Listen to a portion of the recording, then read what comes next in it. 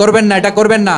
নিত্য প্রয়োজনীয় পণ্যের মূল্য বৃদ্ধি করা হারাম, পণ্যের কৃত্রিম সংকট তৈরি করা হারাম, মজুতদারি করা হারাম, রোজাদারদেরকে কষ্ট দেয়া হারাম, এটা করবেন না।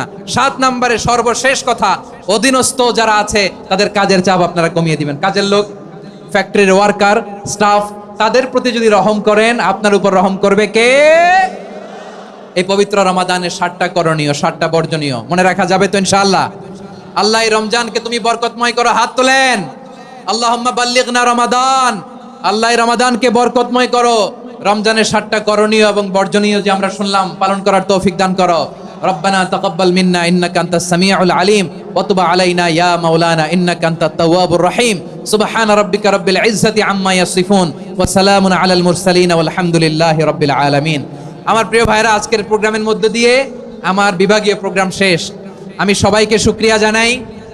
অনেক শান্ত সুশৃঙ্খল প্রোগ্রাম আপনারা উপহার দিয়েছেন। সবার জন্য অফুরান দোয়া এবং ভালোবাসা। আসসালামু